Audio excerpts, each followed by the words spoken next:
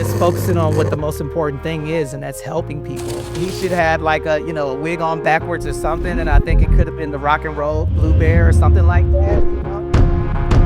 LA is literally on fire. That could be the end of your onesie twosie investing,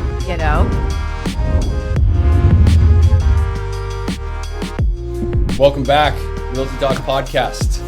We are very, very excited today. I think we have to just open up with the conversation that LA is literally on fire. It is on fire. We are currently seeing LA, not just on fire, I think burned down, which is, a whole nother level of what we're used to with our fires here in California. That just means that the market is hot. There's even less inventory. Yeah, exactly. One of our agents was like, guys, good news. Home values are going up. We're like, well, I don't know. Yeah. Not the homes that we own. Yes. Okay, well, we have a special guest today that we're going to talk about here in a minute. First, we want to introduce Tony. So Tony is a real estate investor, also agent, works a ton with veterans, which I think, our listeners know that we're very passionate about as well. So we're really excited to dive in there.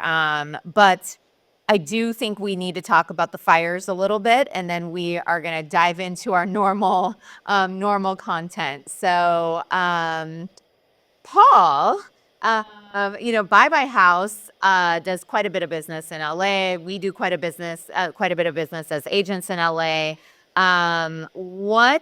Let's talk about, I think you have a few properties there. So, tell me about your inventory. Do we have confirmation that you have homes that are on fire, and what does that look like? Yeah, no, I mean, it's a really interesting scenario. So I was actually on a little day trip to Phoenix yesterday for a business thing, and I was getting blown up in my meetings from our project managers, because on Tuesdays, all of our project managers are on site at properties, walking properties. And they're saying hey, we got to get out of the Palisades. And so I was watching kind of the feed. And then one of my project managers said, Palisades, because we usually refer to our properties by the road name. So we have two houses in the Pacific Palisades specifically. One is on Palisades Avenue and one is on Jacon or Jacone. And the text at 2 o'clock was Palisades is on fire. And I was like, wait, I was at Phoenix in meetings, and I'm like, okay, are we talking about our house, or are we talking about the whole Pacific Palisades? So then I opened up the news and saw everything. So, but yeah, so kind of in the towards the tail end of last night, we believed that one of our properties was for sure on fire. Because it was kind of up towards the top of the hill.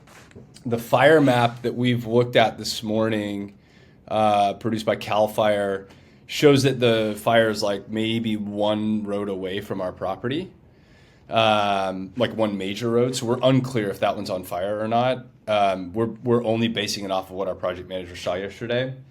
The other property, and it's a $4 million property with a great ocean view, has to be on fire. I mean, the fire map is oh no, on the property. So tell us. I mean, what does that mean? What does that look like? I'm assuming you have fire insurance. Yes. But is it kind of up in the air as far as what would happen there? Yeah, I mean, this is a first for me. So I did not sleep at all last night. I was up trying to understand, sorry, I'll answer that question, number one, but to fast forward just briefly too, I'm also really worried about just the wind. I mean, we had 75 to 100 mile an hour winds in certain pockets.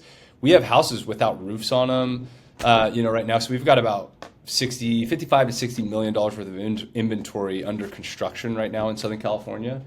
And we've got kind of inventory all over the map. And so I was really worried last night, man, Did we secure material? Like, I know we put up scaffolding on a two-story building yesterday. Was that secured properly? Because the liability of having that fall into another property and everything. So, I'm not trying to discount the fire, but I was Yeah. freaked out about everything that was happening. Yeah. So much more than like just the fire and just properties burning down. Like there's so much more to it that you have to think of as an investor, and Yeah. with properties under construction. And making sure that our property, our project managers were home and safe. I didn't get confirmation until 1 a.m. that one of our PMs was like, she lives in Pasadena, for example. So she was leaving the Palisades, going home to evacuate her family that's very sick out of their house. So just like a lot of stuff trying to manage all that. But, related to insurance on the fire side, it's kind of unique. Like, they're not going to make you better off. They're going to try to get you back to where you were, Right. essentially. But it's a really complicated deal that we got into. I mean, without spending tons of time on it, we're in a coastal area, so we have this amazing coastal view, kind of up on a hillside, and so we work to get coastal exemptions to get our permits properly approved in a swift manner. If that house burns down to the ground, we got to go back and get structural designs done, and then permits issued, and then we got to go and build it again. Insurance really isn't going to cover the cost of your holding time or your Right. opportunity loss. They're just going to kind of get you back to where you were.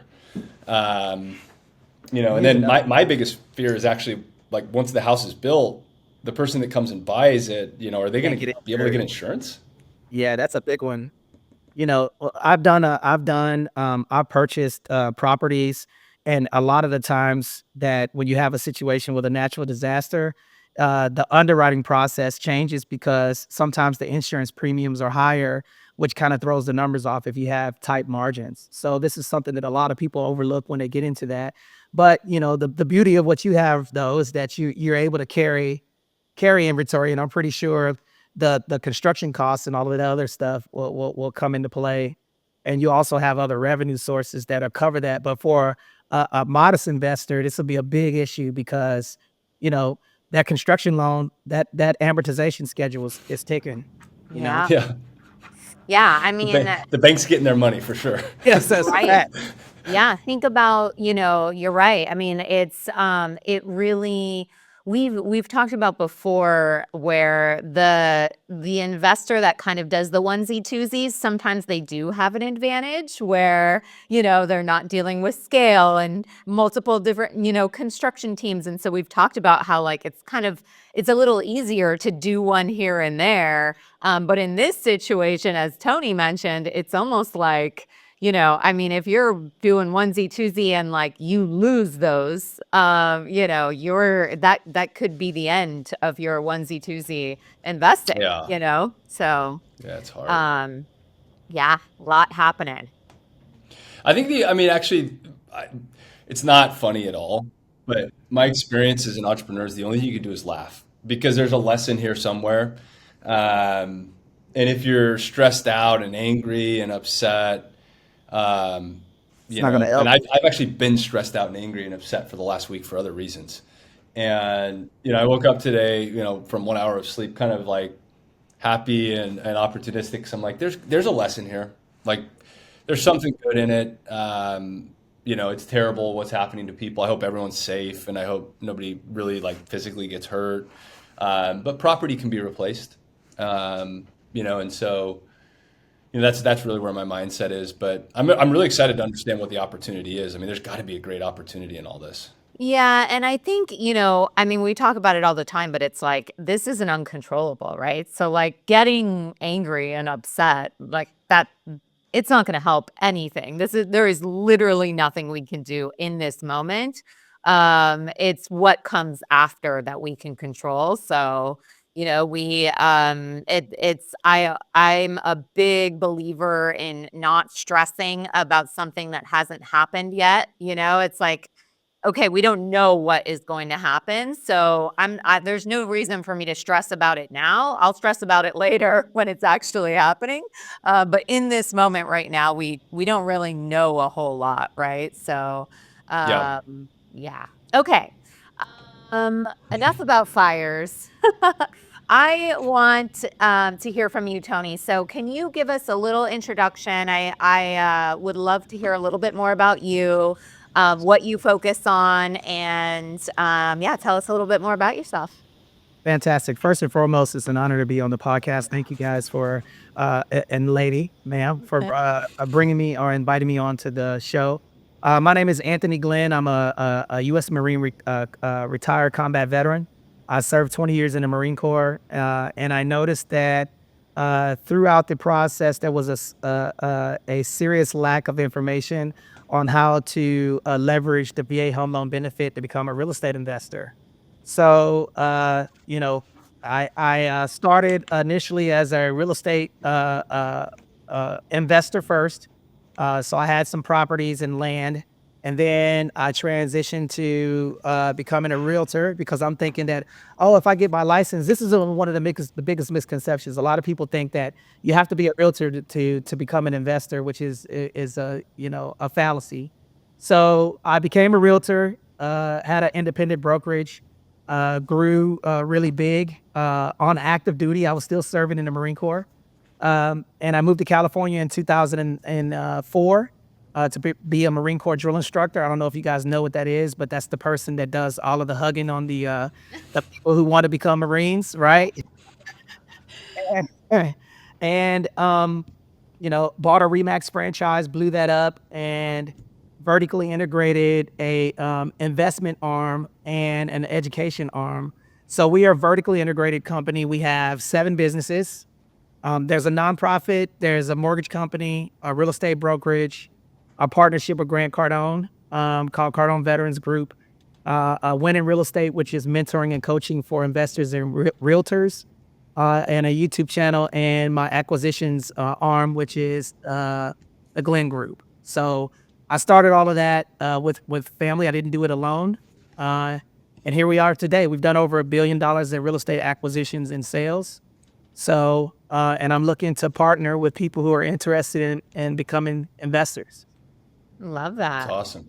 Yeah, it's Yeah. funny. I mean, a lot of what you say, I think, this is a perfect podcast for us because we are very similar. That it's we operate in a very similar way with investment arms and lending, and I think it is especially in the industry, and you kind of touched on it initially. When you just have one, things can be a bit challenging, but when you have everything covered, you're really ready for any type of market, right? Which is really important. So, yeah, I mean, I think we're pretty aligned on what your mission is, and congratulations on building something so amazing in such a short time. Thank you. And then, in addition to that, I think one of the biggest things that I've learned with working in the investment and real estate industry is people fail to partner with people. It's like we are much powerful than me.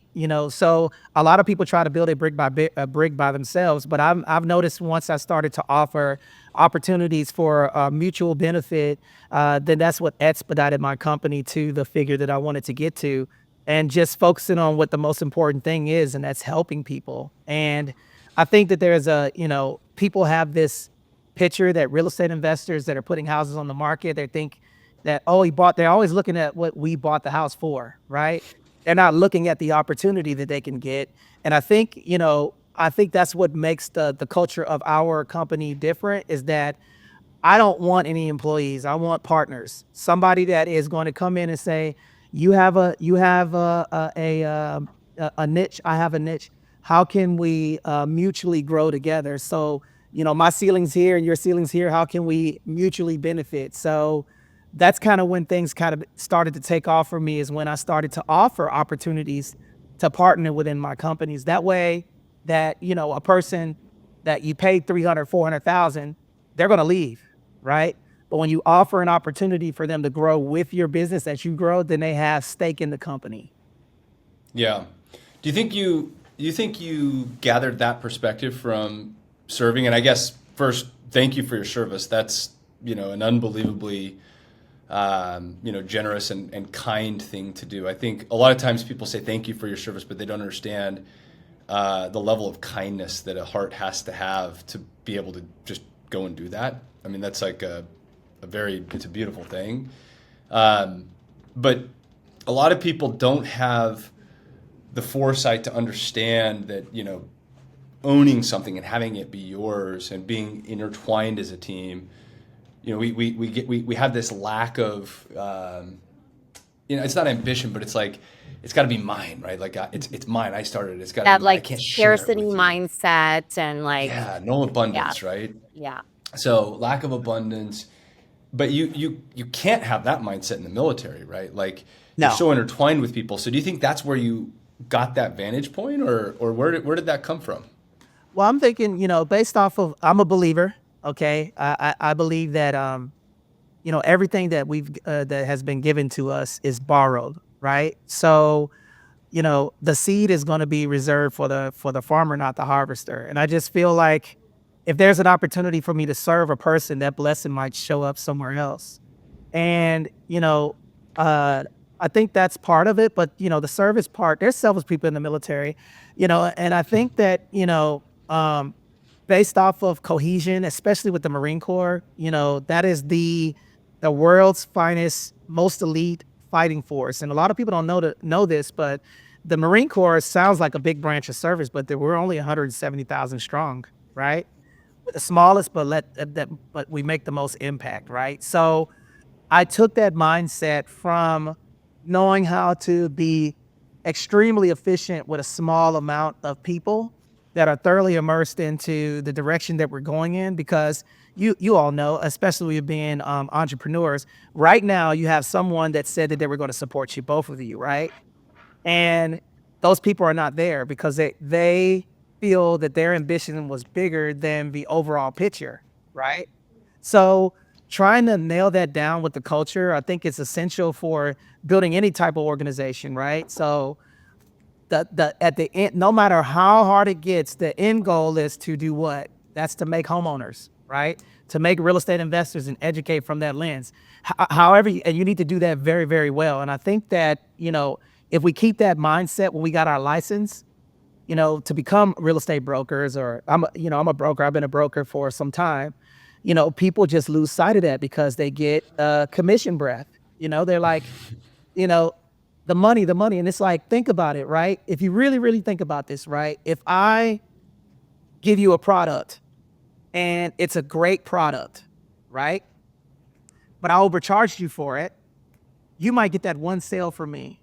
But if I give you a great product at a reasonable price and it was something that you would buy yourself, then I now become that person that I gave that deal to is a reflection of me. So now I have two Anthony Glenns running around here versus just one. That is the hardest thing to teach in regard to building an organization, is the people over the profit. I say it over and over and over again. Help people invest. They want to become investors. You have the keys to that. Now you could be a minivan at doing it, or you could be a Maserati. Which one do you want to be? Right? I don't know about you guys, but I like Maseratis, right? So that's just kind of my thought process. It did come from military, but I think the core principle doesn't go away. I'm a believer in my creator, and I don't push that on anyone else. I just know that I have a responsibility with the success that I have, and that's to help other people. I just think that the true mark of any organization is not what you have, is how you help other people get to where you're at. Right. No, I love that. Yeah, I think it's really commendable. And I think, moving into growth, that, as you said, I mean, it's all about culture, right? And I think that that's one thing that we talk about all the time, but the culture comes from you. And that is how you're actually going to take it to the next level, is when you have people that, really mesh with that culture and everyone's aligned, but Yes. it's a constant struggle. And I mean, I think we all know real estate is hard. It is a commission-based job. So, agents can sometimes struggle with that mindset. Oh, that's a fact. I completely am in alignment with you on that. And what do you think about the NAR lawsuit, right? So many people are so focused on, you can't, we cannot, look, we cannot change the lawsuit, right? So many people are getting stuck in the rain. And it's like, on the other side of the rain is experience. Like we've seen, I'm pretty sure you all have seen, the market go up and down, and you just got to be conditioned for change. Yeah, I mean, it's funny. I'll let Paul chime in too, but I think for us, like we from the beginning kind of treated it as like this is just business as usual. Just keep doing what you're doing. And I Yes. think like the more that people have done that, it's really just been a non-issue, you know? The more that people have been like, oh, I need to figure out the strategy. It's like, no, the strategy is just do what you've been doing, request what you're worth, educate your buyer, and honestly, I mean, we've done hundreds of transactions since then, and I mean, it really hasn't been an issue, you know? So, yeah, I think business as usual. Like it is what you make it, right? Yeah, I feel like I'm not, Tony, I'm not a real estate agent. I'm an investor, but I'm not an agent. I call myself a dumb entrepreneur with a lot of energy. And all of that NAR, we've spent a fair bit of time talking about NAR, and I'm not smart enough to understand all of it. I had to read a tremendous amount to grasp like what was really changing. But I think on our podcast, and I'd have to go back and reference what episode it was, but Suzanne paraphrased it perfectly, which is if you're creating value for your client, it doesn't make a difference. Like, in fact, it actually probably helps you if you have a clear perspective of where your value creation lies. So if you understand the value you're bringing to the relationship to the client and you communicate that early, this actually helps you get compensated more. But if you're an agent that doesn't understand where that value creation occurs, you're actually afraid to bring up how much you should get paid to take care of that listing, right? So that ruling for an no offense, uneducated agent, or maybe somebody that doesn't see their value, is probably really scary. For somebody that sees their value and is comfortable with where the value creation occurs for that client, it's probably really, really exciting. And I think that's what we've seen at Innovate. And that's a testament to Suzanne's leadership. That's not, no offense to our agents even, like if you're listening, I don't even think that's Suzanne at the helm leading an organization that understands where the value creation lies. So that's my perspective, and I might be wrong. Hey, I'll take it. I'll take it. Thanks, Paul. Okay. Okay, but on that note, it is story time. So we have implemented some stories that are submitted to us from agents. So we read through these stories and then we get to give our perspective on them. So I'm going to jump in this one. LA Realtor here. I had a lady contact me about maybe selling her house. I preface this by saying I checked the tax records. The names she gave me matched the owner of records. So I set the appointment, go to the house. Lady opens the door and introduces herself. We have a fine conversation. She goes on and on about the house. She's lived there forever, tells me about the family and the pictures on the wall. It's all good. Finally, we start discussing setting a price and signing a listing agreement, and the front door opens. Guess who's home? The real owners.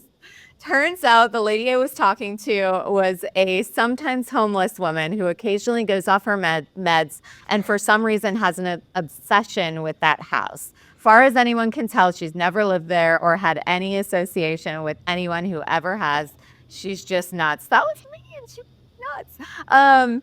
Owners called the cops, of course, and they tell me this wasn't the first time this happened. She did the same thing to another realtor a couple years before. Every time you think you've seen it all, this job throws a new twist at you. Wait, I have a question. What does sometimes homeless mean? I know. Like, I didn't get that either. That's what I was cracking up about. In and out of the house, or in and out. Yeah. Oh man. I don't know. What do you think, Tony? You think they signed the listing agreement with the real owners, or?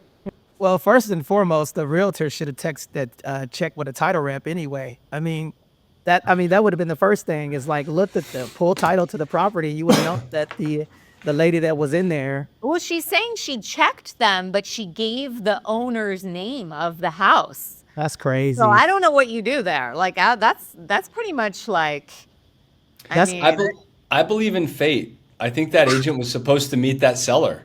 And Yes. I believe in reasons to contact a seller. yeah. So I think you'd be like, There hey, is no listen, better reason. You're how already funny in the was that house. thing? Yeah, I agree. So if Like she's I not think ready that is then, if that agent doesn't get that listing, that is a really bad story. Because if I was that agent, I would call every 6 months and be like, hey, I just wanted to get coffee and talk about how funny that scenario was. When you're ready to sell, call me. exactly. I mean, so yesterday, and Tony, you'll appreciate this. We did a role play for door knocking with our brokerage. And, a lot of that conversation was centered around like, how do you get in someone's house?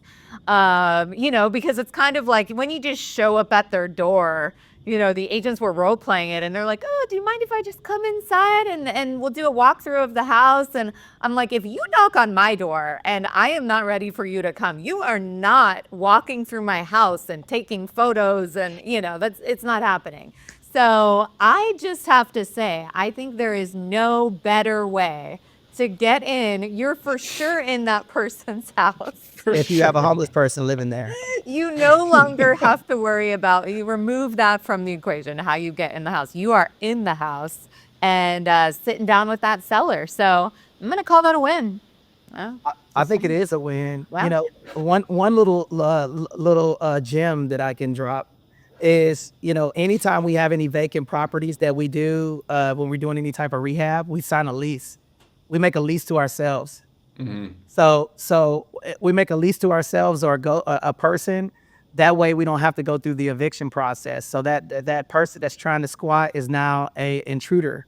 So typically when you have a person that's in a property, and I'm pretty sure you're aware of this because you have 9 million homes, we definitely need to connect because there's a VA loan, VA construction loan that you can build 5 units with a vet. I mean, I think that might be an opportunity that you and I can collab on. But I learned this from, one of the old salty dogs in the real estate industry is that he's like, what you should do is if you got a squatter come into the property or if it's vacant and they break in, just show up with the cops with the signed lease and that person has to go out because now they're an intruder versus a squatter.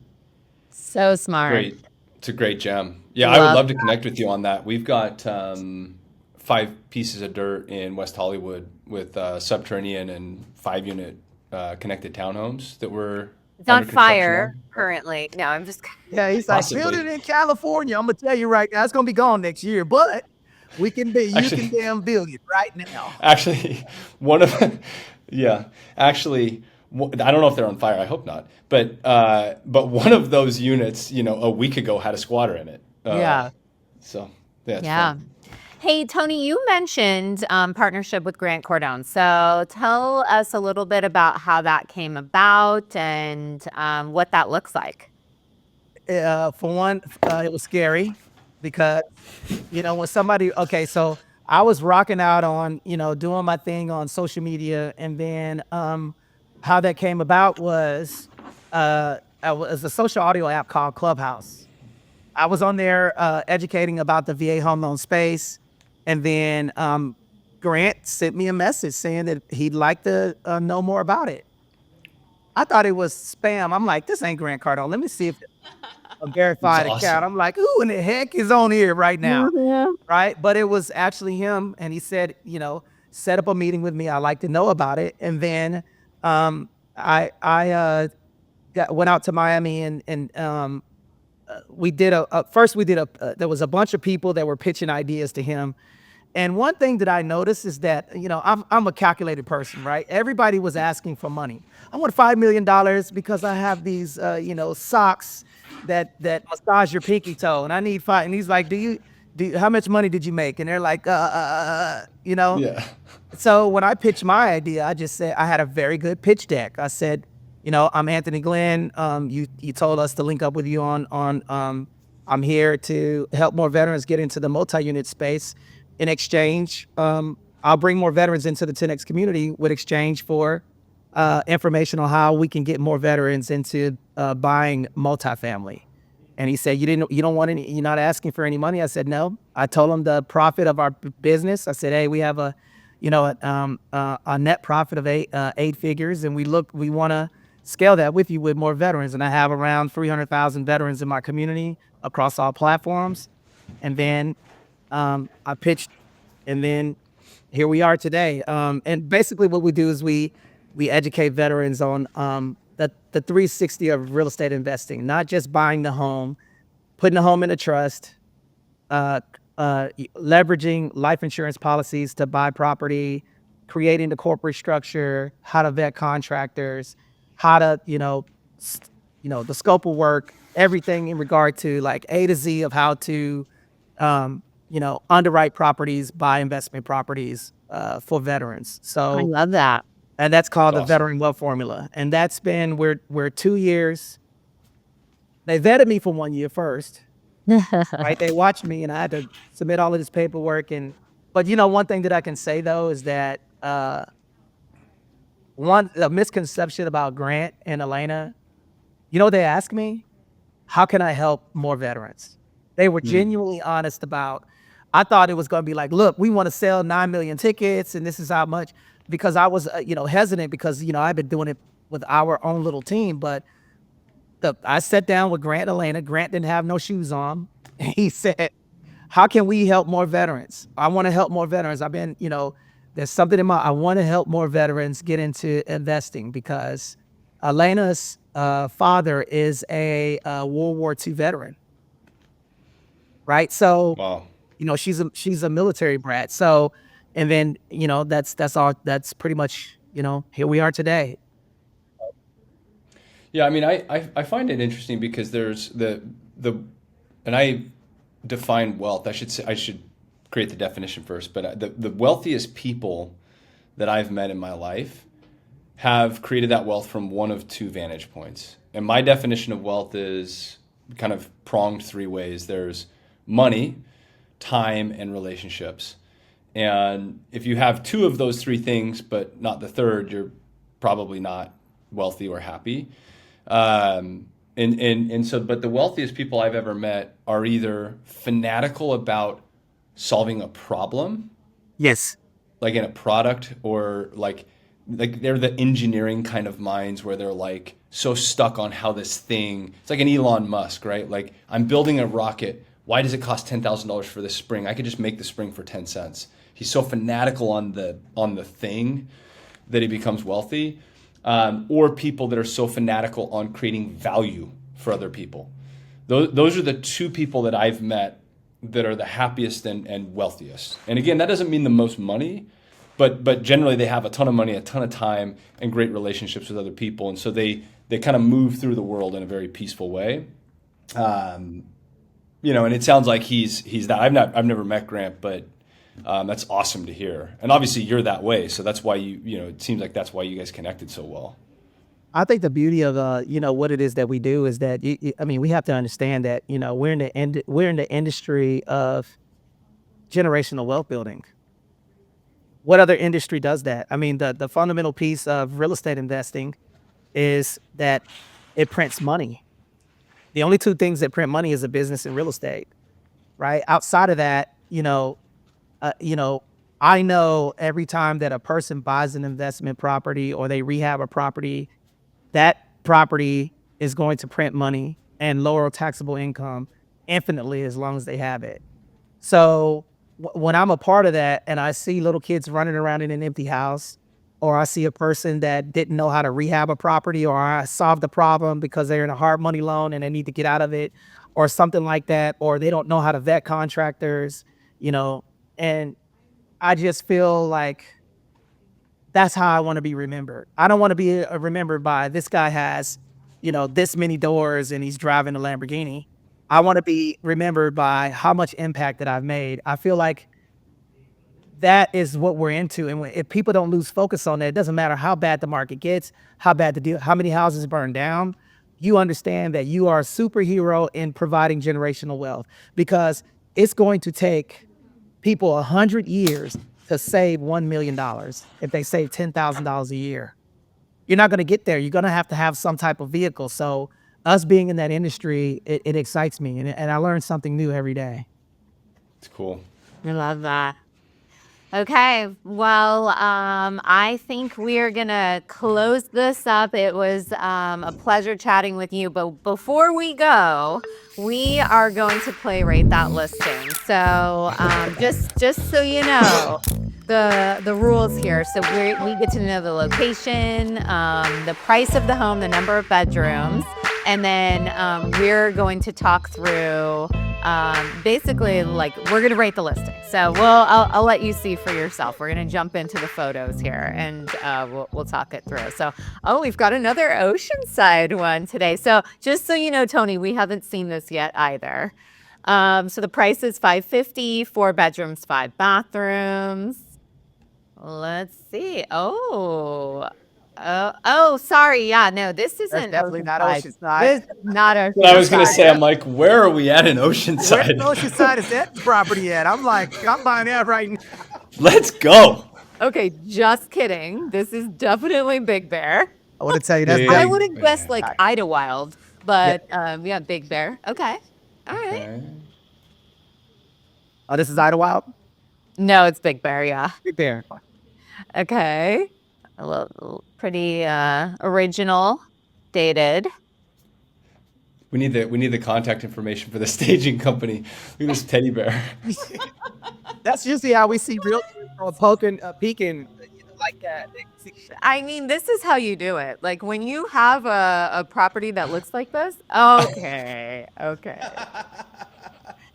Let's be honest. This is how you get eyes to this property. I hope our listeners are looking through these photos. There is a Yeah. giant bear in A giant blue teddy bear. Yeah, if you're just listening, please go watch this on YouTube. Yes, it's so good. definitely. Okay, all right. So, Paul, from an investor perspective, where are we rating I'm sold. That teddy bear. What was that Mark Wahlberg movie where they're like his best friend was a teddy bear? Ted. Yeah. That's what that face of the teddy bear reminded me of. I'm buying it. It sounds like a great deal. I'm giving it. Yeah.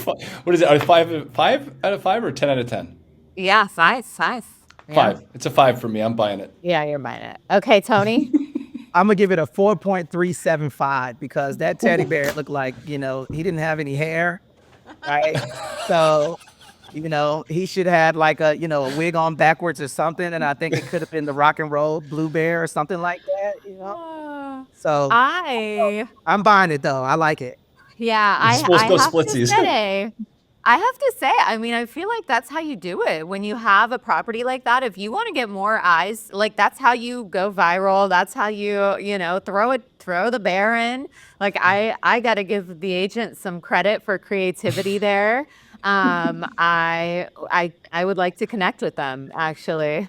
But I did notice in the beginning too, like the nice vaulted ceilings. Like I think there's some potential in that property. So I like it. I'm with you. I'm giving it a 5. Yeah. All right. Tony, Wow. I just wanted to congratulate you, man, on your business. It's super inspiring to listen to somebody that is as honest and humble and truthful about your intentions as you are. I mean, the industry we're in is kind of weird. Like, there are some really big egos. Yes. And what I gathered from you, this is the first time I met you. I'd love to spend more time with you. I mean, I feel like I have so much to learn from what you're doing and the way you're doing it. But just such an inspiring and amazing story. And it's just congratulations again on what you've created. If you are in Southern California and you need, it sounds like, advice on how to invest, if you're a veteran, I mean, please contact Tony. He's somebody, it sounds like, and again, I'm saying this because we haven't done a deal yet together, which I hope we change soon. But They will, yeah. it sounds like he could absolutely change your life forever, and what an inspiring thing to be able to do. I feel the same way about what you all are doing too. I think, for one, getting invited on a podcast, man, some people just don't know how to do it, and this is done right. So making me laugh and having a good spirit, I feel the synergy coming. You hear this noise right here? That's the Uh, synergy. Yes. I'm feeling the love right now, man. So I think, keep doing what you all are doing as well. And I definitely like to see how I can be a part of what you all are doing and maybe highlight what it is that you're doing with the real estate investing with it's buy houses, right? Bye And, bye Yep. house. and I did do some research, and I think rule of thumb, guys, before you get on the podcast, make sure you research the people that you're communicating with because it makes them feel important. I think communication and dialogue is both ways, but it is truly an honor to be a part of what it is that you're doing, and maybe I can, tell you what I'm doing, and you can tell me what you're doing, and we can see if we can form, the Justice League out here. I love it. Sounds awesome. Awesome. Okay, well, thank you. That's it. That's all we got. Paul, take us home. That's it. We'll see you Oh, next wait, time. I say one thing. Yeah, of course. The best way to reach me is TonyGlennII.com. Okay, so TonyGlennII.com. If you're a veteran and you're looking to become an investor, or if you're looking to do a rehab, the VA loan will allow you to buy or build a 5-unit property with no money out of pocket up front. So let's talk about how we can connect, guys, and see how I can plug some veterans into what you all are doing. And plus, there's some really creative things that vets can do with the VA loan that I'm pretty sure that we can connect on. Sounds awesome. Yeah. Please subscribe if you haven't. Give Tony a follow. We'll see you next time. And I can't wait to we'll connect and find a way to meet up. I'll come to you, and sounds like we'll have to go out in Temecula somewhere. Yeah, might as well. There's sneaky good food in Temecula. Oh yeah. And there's a bar in Temecula with a mechanical bull. One of my favorite bars in Southern California. Okay. Ice Tell water me and more. mechanical We'll bulls. talk about this offline. This is going off the podcast.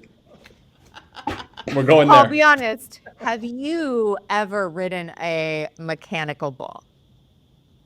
I think I have the world record at that bar. Oh my. Okay.